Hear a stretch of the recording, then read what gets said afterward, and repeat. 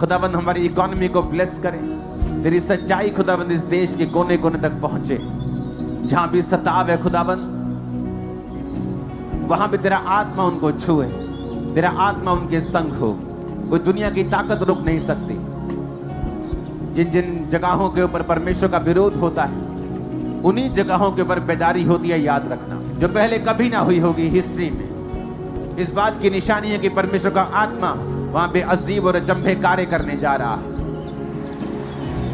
अपने हाथों को उठाएंगे खुदा बाप, अपने देश को, अपने देश के लोगों को तेरे लहू में छुपाते हैं। शैतान की योजना को कैंसिल करते हैं खुदा, टेररिज्म की योजनाओं को कैंसिल करते हैं खुदाबंद, इकोनॉमी को ब्लेस करते हैं खुदाबंद। तेरे जीवित नाम में हम मांगते, पूरी कलीसिया कहे आमीन। आज जितना वचन मैं सुनूं, मैं फलों को लेके आऊं। प्रभु यीशु मसीह के सामर्थी नाम में हम मांगते हैं। परमेश्वर अपने नबियों के द्वारा हमेशा मैसेज देता आया है। उसने अपने लोगों को इस्तेमाल किया है, न्यायियों को इस्तेमाल किया है, याजकों को इस्तेमाल किया है जो आत्मा में होते थे। अपने भविष्यद्वक्ताओं को, अपने प्रेरितों को उसने इस्तेमाल किया है आने वाले समय में क्या होगा और हमें अपनी जिंदगी को कैसे चलाना है सचेत करने के लिए। आमोस की पुस्तक 3 उसका 2 अध्याय जब हम पढ़ते हैं, 3 अध्याय उसकी 2 से 3 आयत जब हम पढ़ते हैं, पृथ्वी के सारे कुलों में से मैंने केवल तुम्हीं पे मन लगाया है, इस कारण मैं तुम्हारे सारे अधर्म के कामों का दंड लूंगा।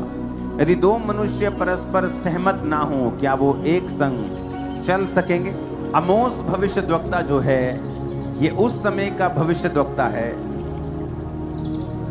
जिस समय योना नबी, मीका और होशे अपना अपना काम कर रहे थे। यीशु मसीह के जन्म से 760 साल के करीब ये भविष्यद्वक्ता आमोस जो था, ये भविष्यवाणी करता है।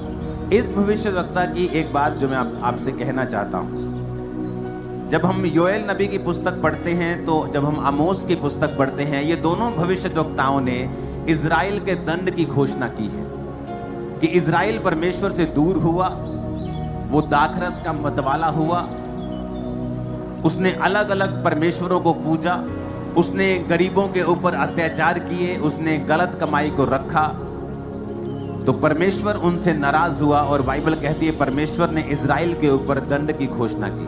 इसलिए योएल नबी की पुस्तक में लिखा है कि तुम्हारी उपज को टिड्डियों ने खा लिया है, तुम्हारी दाख की बारियां सूख गई हैं, और वो भी इजराइल के दंड की घोषणा करता है। आमोस भी इजराइल और इजराइल के साथ वो जातियां जो परमेश्वर को पसंद नहीं करती थी, उन पर भी वो दंड की घोषणा करता है। और उसी समय एक सेम भविष्यद्वक्ता योना जो नीनवे नगर में जाता है, और वो नगर जो पाप से भरा हुआ था। जिस समय आमोस इजराइल के ऊपर घोषणाएं कर रहा था, उस समय इजराइल तरक्की कर रहा था फाइनेंशियली बहुत, और फाइनेंशियली तरक्की करने के कारण वो सब तरफ अपने संबंध स्थापित करना चाहता था, डिप्लोमेटिक रॉन्ग ना हो, सब लोगों से मिलता था, वो भी चीजें देश में करता था जो बाइबल के खिलाफ हैं। उसे परमेश्वर की कोई परवाह नहीं थी कि परमेश्वर का वचन बाइबल में क्या कहता है। उसे ये था कि अच्छा, लोगों को ये पसंद है, कर दो, लोग नाराज नहीं होने चाहिए। हाँ, परमेश्वर की कोई बात नहीं, अगर राज्य चलाना है तो इतना परमेश्वर की बाइबल को फॉलो नहीं कर सकते। एक वो नीनवे नगर जहां पाप था, और एक वो इजराइल जो इस समय तरक्की कर रहा था, फाइनेंशियली स्टेबल था और बहुत ब्लेसिंग हासिल कर रहा था, लेकिन परमेश्वर के वचन से दूर था। और परमेश्वर के दास ने उनको बताया कि आने वाले समय में तुम्हारे साथ फिर क्या होगा। आने वाले समय में तुम और तुम्हारे साथ की जातियों को परमेश्वर दंड देगा। और वचन कहता है और हिस्ट्री कहती है, ये बात हिस्ट्री ने भी प्रूफ की है कि इस भविष्यवाणी के 2 साल बाद वहां पे इतना बड़ा भूकंप आया कि वो देश फिर उस भूकंप से कभी रिकवर नहीं कर पाया। और दूसरी तरफ योना नबी को जब परमेश्वर ने मैसेज दिया, पहले वो भाग गया और मैसेज देने की बजाय वो किसी दूसरे देश में भागना उसने उचित समझा कि वो लोग तो बड़े पापी हैं, अगर मैं वहां पे जाके परमेश्वर के बारे में बताऊंगा तो मेरा मजाक उड़ाएंगे, फॉलो नहीं करेंगे। और एक मछली ने जब उसे निगल लिया, जब समुद्र में तूफान आया, लोगों ने उसे फेंक दिया और मछली ने उसे निगला और नीनवे शहर के बाहर जाके उसे फिर से उगल दिया और उसने जाकर नीनवे में प्रचार किया और क्या राजा, क्या छोटा, क्या बड़ा, सबने मन फिराया और टाट ओढ़ा और परमेश्वर के सामने तौबा की और पूरा देश बचाया गया। आने वाले समय में जो चीजें होने जा रही हैं आपकी लाइफ में, सिनेरियो जो देश में, पूरी दुनिया में हो रहा है, मैं क्रिश्चियंस को ये मैसेज देना चाहता हूं कि आपको अब सुधरना पड़ेगा, क्योंकि फ्यूचर ट्रबल से, मुश्किलों से, डिप्रेशन से, ऑपरेशन से, वो फाइनेंशियली है, वो मेंटली है, भरा हुआ है। इतने डार्क डेज कभी नहीं देखे होंगे, यहां तक कि वर्ल्ड वॉर्स में भी नहीं देखे होंगे जो आने वाले समय में दुनिया देखने वाली है। और परमेश्वर ने इसीलिए आप पर जाहिर किया है, वो इसलिए आपको नहीं बता रहा कि वो आपको दुखी देखना चाहता है, वो या आपको वो मारना चाहता है, या वो आपको डराना चाहता है। नहीं, जब परमेश्वर ने मुझे दर्शन दिया प्लेन के बारे में मेरी वाइफ को, तो इसका मतलब ये नहीं था कि वो हमें डराना चाहता है या हमें नुकसान देना चाहता है। इसका मतलब ये था कि परमेश्वर हमें अलर्ट कर रहा था कि फ्यूचर में ये चीजें शैतान करना चाहता है, तुम्हें उसके लिए तैयार रहना है। तो मैं प्रेयर में था, प्लेन में हम प्रेयर में थे, टीम प्रेयर में थी, सब लोग हमने प्रेयर की और परमेश्वर ने उस चीज को रिवर्स किया। आपने कितनी बार ऐसा सुना है अपनी लाइफ में कि आप प्लेन की बोर्डिंग कर रहे हो और बोर्डिंग करने से आपको रोक दिया जाए और अनाउंसमेंट हो जाए कि कैप्टन ने थ्रस्ट में प्रॉब्लम को फेस किया है, इसलिए आपकी बोर्डिंग नहीं हो सकती। परमेश्वर इसलिए आपको नहीं बता रहा कि फ्यूचर में क्या होगा कि आप दुखी हो जाए, कहे ये तो बड़ा मुश्किल है, आप निराश हो जाए। नहीं, परमेश्वर आपको इसलिए बता रहा है कि फ्यूचर में आप क्या देखेंगे कि आप इस चीज के लिए तैयार होंगे। लेकिन बहुत सारे क्रिश्चियंस जो शराब पीते हैं, उन्हें लगता है बाइबल हमें अलाउ करती है शराब पीना, जबकि नया नियम आपको शराब पीने का अलाउ नहीं करता है। आप उसे ले सकते हैं किसी दवाई में, वो 0.5 ml, वो 0.25 ml, लेकिन अगर आप उसे नशे के रूप में ले रहे हैं तो आप नया नियम नहीं मान रहे हैं, जहां पर लिखा है दाखरस के मतवाले नहीं बनो परंतु आत्मा से परिपूर्ण होते जाओ। क्योंकि जब शराब पी के जो दिलेरी आपके अंदर आती है, वो सेम दिलेरी तब आती है जब आप प्रार्थना में होते हैं, और प्रार्थना करने के बाद जब पवित्र आत्मा आपको छूता है, आप सेम दिलेरी को। तो परमेश्वर नहीं चाहता कि आपकी दिलेरी शराब की वजह से हो और टेम्परेरी हो, वो चाहता है वो एक्सपीरियंस आप पवित्र आत्मा के जरिए लें। और इसलिए परमेश्वर ने कहा नए नियम में कि तुम दाखरस के मतवाले नहीं हो, परंतु वो दिलेरी, वो नशा, वो सरूर तुम पवित्र आत्मा से लो जो पवित्र आत्मा तुमको देना चाहता है। जो क्रिश्चियंस हैं वो सिर्फ इस समय आपको क्रिसमस के पास मिलेंगे चर्च में, वो शराब भी पीते हैं, वो सब जगहों में भी जाते हैं, सब जगह सब काम वो करते हैं, और वो खुदा से प्यार भी करते हैं, वो प्रभु से प्यार भी, प्रभु की तरफ खड़े भी होंगे। लेकिन ये इनफ नहीं है, ये बहुत नहीं है, क्योंकि फ्यूचर डार्क है। और अगर आप नहीं इस मैसेज को समझेंगे और फ्यूचर में जब डिस्ट्रक्शन शुरू होंगी, जब फ्यूचर में प्रॉब्लम शुरू होंगी, तब आप उसको अवॉइड नहीं कर पाएंगे, क्योंकि आपको पहले मैसेज दे दिया गया था कि अब जो तौबा नहीं की, तौबा कर लो पूरी तरह से, क्योंकि फ्यूचर में शैतान बड़े बड़े हथियार लेके बैठा है। अन्य जातियों के लिए तो लेके बैठा ही है, वो आपके लिए ज्यादा लेके बैठा है, दुनिया में अपनी ग्लोरी को दिखाने के लिए। परंतु अब मैं तुम्हारे अधर्म का लेखा भी तुमसे लूंगा, क्योंकि मेरा चुनाव भी तुम थे, इसलिए मैं लेखा भी तुमसे ज्यादा लूंगा। अगर परमेश्वर हमें यह बता रहा है कि फ्यूचर डार्क है, आप इमेजिन भी नहीं कर सकते वो कितना डिप्रेस्ड है फ्यूचर, और जल्दी जल्दी सिचुएशन चेंज हो रही है। सून, टाइम नहीं लग रहा बिल्कुल भी, सब कुछ जल्दी जल्दी हो रहा है। और हमें यह ध्यान में रखना है कि परमेश्वर ने हम पे ये जाहिर इसलिए किया है कि इसलिए नहीं कि हम दुखी हो जाए, डिप्रेस हो जाए, अपने फ्यूचर की चिंता छोड़ दें, अपने बिजनेस को ना बनाए। नहीं, जब कोविड स्टार्ट हुआ तो क्या हुआ पूरी दुनिया में? जो ठंडी मिनिस्ट्रीज थी, आत्मा से कोई लेना देना नहीं था, बल्कि वो आत्मा का विरोध करते थे। ये क्या 5 घंटे की मीटिंग है, ये क्या 6 घंटे की मीटिंग है, ये क्या वर्शिप भी करते रहते हैं, ये क्या तालियां बजाते रहते हैं, क्या आत्मा से भरते रहते हैं। परमेश्वर ने आत्मा सबको पिला दिया है, आत्मा सबको दे दिया है एक बार में ही, अब किसी की जरूरत नहीं है। आप देखो वो बहुत सी चर्चेस बंद हुई हैं, और खामरा चर्च जब चर्च क्लोज हुई, लोगों को लगा अब देखते क्या होता है। अब देखते हैं खर्चे कैसे पूरे होते हैं, अब देखते हैं कैसे काम होते हैं, अब देखते हैं परमेश्वर का काम कैसे होता है। मैं आपको टेस्टिमनी देता हूं, कोविड के बाद इस चर्च का फाइनेंशियल स्टेटस 10 गुना ऊपर गया है कोविड के टाइम में। आप बाइबल में देखो, इसहाक जब अकाल में था तो वचन कहता है उसने 100 गुना फसल को देखा, कि वो 100 गुना फसल को देखता है जब अकाल आया, जबकि लोग मर रहे थे, भैंसें मर रही थी, गाय मर रही थी, पशु मर रहे थे, खेती मर रही थी, लोग मर रहे थे, लेकिन वो नहीं मरा। जब चर्च के कब्रिस्तान की अनाउंसमेंट हुई कि आप कोई भी डिनोमिनेशन के हों, आप कहीं भी हों, आपको अगर कब्रिस्तान की जगह नहीं मिल रही है, आपको खामरा चर्च में अभी भी लोग फोन करके पूछते हैं, अभी भी कुछ सन फोन करेंगे, ये व्यक्ति का हो गया, हम इसे कहाँ फोन करें, कहाँ ले, फुलिश क्वेश्चन, बार बार एक ही अनाउंसमेंट होती, फिर भी वो पूछते रहते। कि अनाउंसमेंट है कि आप खामरा चर्च में जो कब्रिस्तान है, चर्च के बिना परमिशन के, अगर आप क्रिश्चियन हैं, किसी भी डिनोमिनेशन के हैं, आप जस्ट खुदा पे फेथ करते हैं, आपको आपसे नहीं पूछा जाएगा आपने बपतिस्मा लिया नहीं लिया, आप कौन सी चर्च के हैं, आप कहाँ जाते, नहीं। अगर आप क्रिश्चियन हैं, आप अपने उस लव्ड वन को दबाना चाहते हैं, आप तो चर्च में अलाउड है कि आप उसे, तो आपको जस्ट खामरा चर्च के उस कब्रिस्तान में जाना है और उसे दबाना है, किसी की परमिशन की जरूरत नहीं, फोन करने की जरूरत नहीं। वो कब्रिस्तान जो करोड़ों का है, कोविड के समय में परमेश्वर ने दिया था। कोविड के समय में आप इमेजिन करो, जब लोग जब नीचे जा रहे थे, चर्च ऊपर जा रही थी। और ये प्लान है, ये मास्टर प्लान है, ये परमेश्वर का एक प्रूफ होता है। आप मेरी बात समझो, जब तक अकाल, जब तक मरियां, जब तक फाइनेंशियल ऑपरेशन, डिप्रेशन, जब तक युद्ध, ये चीजें जब समय समय पे नहीं होती हैं, क्रिश्चियन लोगों को कभी मालूम नहीं होता कि हम दूसरों से अलग हैं। कोविड तक सब एक थे, लेकिन कोविड के बाद जब लोग डाउन जा रहे थे, बिजनेस डाउन जा रहे थे, चर्चेस बंद हो रही थी, हम नए काम कर रहे थे, बड़े काम कर रहे थे, डेडिकेट कर रहे थे करोड़ों रुपए की जमीनों को परमेश्वर के ऐसे कामों के लिए। जब ये टाइम आता है तो एक्चुअल में ये क्रिश्चियन लोग जो आत्मा से भरे हुए हैं, जो आत्मा से चल रहे हैं, जो तौबा से चल रहे हैं, जो पवित्रताई में चल रहे हैं, जो नशे में चूर नहीं हैं, जो पैसे में मगरूर नहीं हैं, जो पवित्र आत्मा के जरिए चल रहे हैं अपनी लाइफ में, जो जीवित चर्चेस के साथ जुड़े हुए हैं, जो अपने पैसों से इवेंजलिज्म कर रहे हैं, जो प्रार्थना कर रहे हैं, उपवास कर रहे हैं, चर्च के दर्शनों में परमेश्वर के संग चल रहे हैं, उनको मालूम होता है जब ऐसा टाइम आता है, आप नहीं मरेंगे, आप डाउन नहीं होंगे, आप ऊंचा जाएंगे, आपका परिवार ऊंचा जाएगा, आपका फाइनेंस ऊंचा जाएगा, कुछ भी।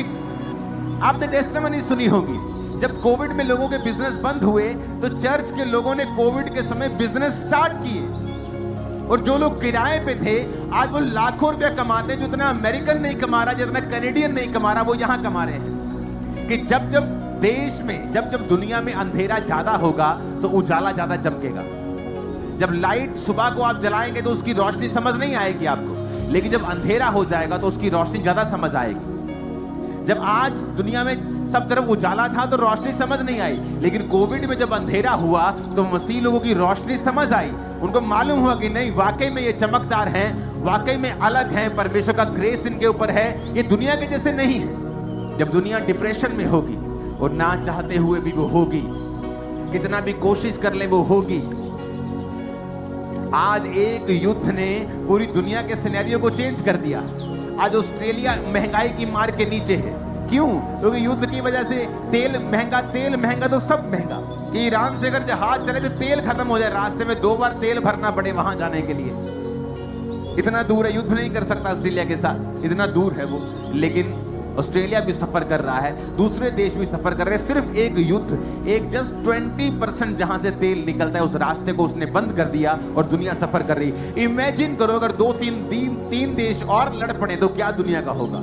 कुछ बंद हो जाएंगे, कुछ नए चलेंगे, लेकिन परमेश्वर का आत्मा आपको तैयार कर रहा है कि अगर आप तौबा में रहें। वो योना के प्रचार को सुनते हैं और परमेश्वर पे यकीन करते हैं और वो तौबा कर रहे, बच ही जा रहे हैं, परमेश्वर को ब्लेस कर रहे हैं। लेकिन जो क्रिश्चियन लोग हैं, पादरी भी साडा है, रब भी साडा है, बिशप भी साडा है, सानू रब ने की कह लेना, यही तो क्रिश्चियन है। और वो ज्यादा कर्ज के नीचे, श्रापों के नीचे हैं, क्योंकि वो समझ नहीं रहे कि परमेश्वर ने कहा मैंने तुमको अगर चुना है, पहले चुना है, मैं अधर्म का दंड भी तुम्हें पहले दूंगा, मैं दुख भी तुम्हें पहले दूंगा, क्योंकि मैंने तुम्हें चुना था दूसरों पर अपने आप को प्रकट करने के लिए।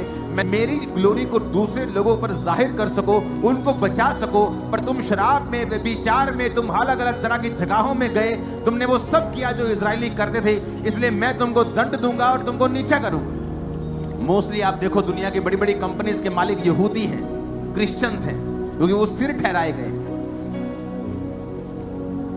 दूसरे देशों के लोग ये बोस्ट करते हैं, मेरा बंदा वहां सीईओ है, मेरा बंदा वहां का, लेकिन वो सब काम करते हैं, लेकिन उसका हेड जो है, उसका जो मालिक है, वो क्रिश्चियन, वो यहूदी है। और परमेश्वर आपको ये बता रहा है कि अगर अब हम तौबा के जीवन में नहीं चलेंगे, अगर अब हमने अपनी जिंदगी को नहीं बदला, अगर अब हमने अपने रास्तों को नहीं बदला, अगर अब हम वही ब्लू फिल्में देख रहे हैं, अगर हम वही लड़कियों के चक्कर में, वही शराब के चक्कर में, वही व्यभिचार, वही चोरियां, वही चकारियां, वही गालियां, वही क्रिश्चियन लोगों को मैंने गालियां निकालते देखा है।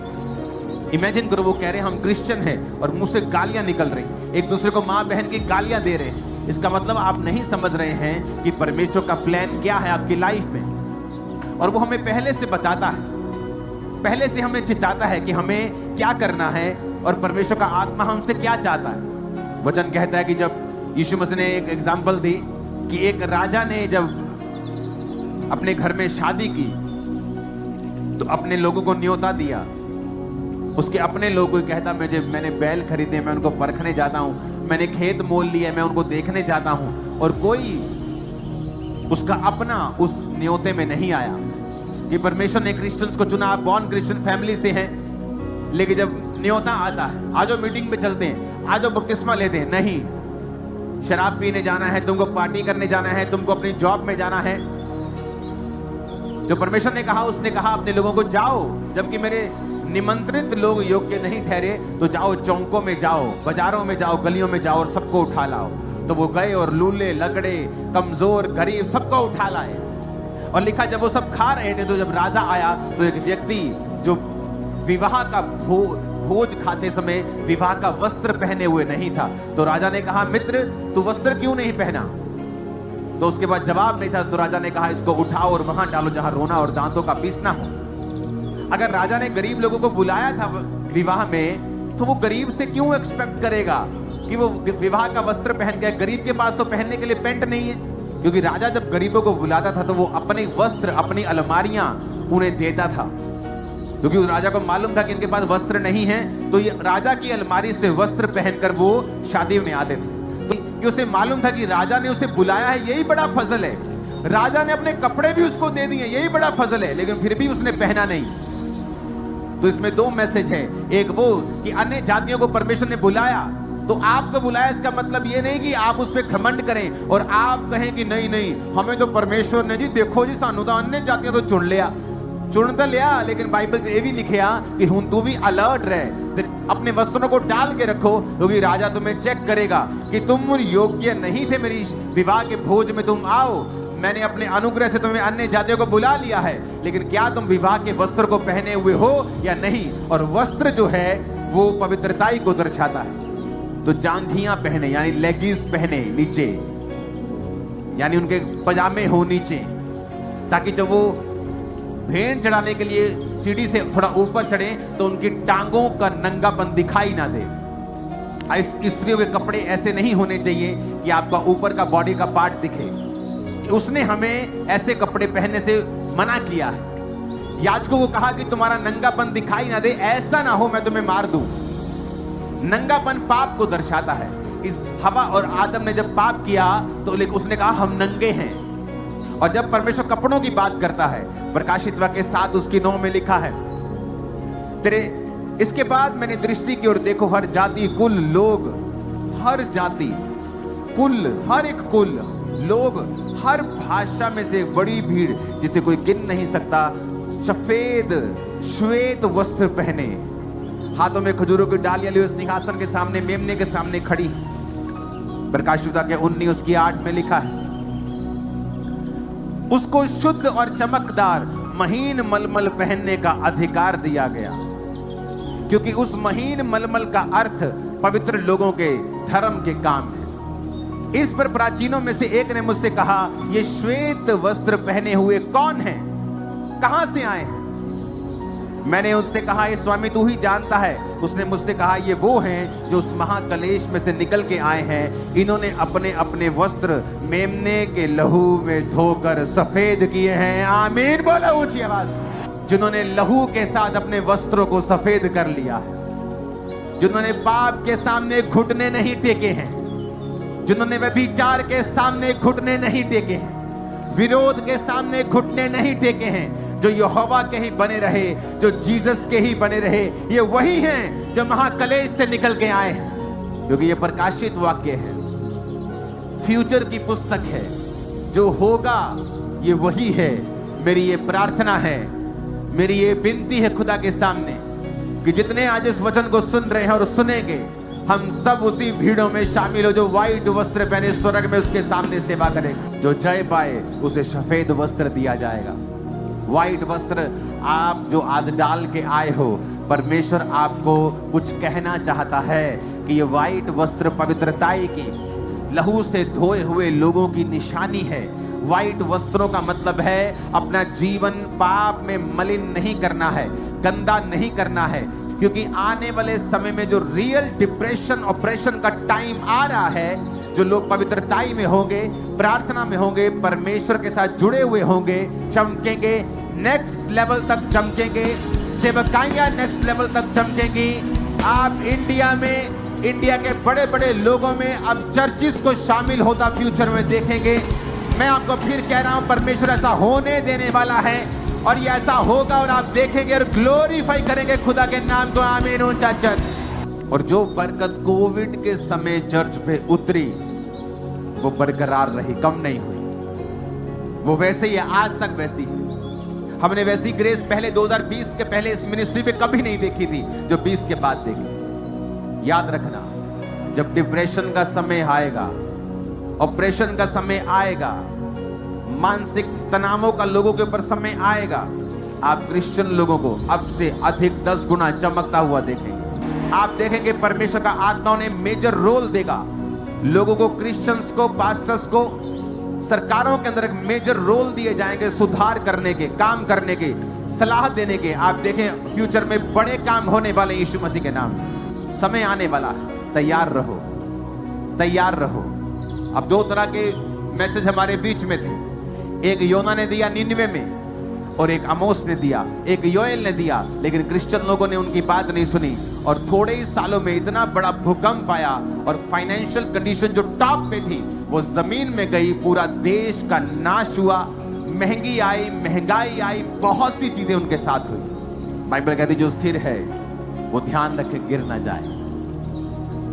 दाऊद तब गिरा जब वो अपनी लाइफ की टॉप पोजीशन पे थे।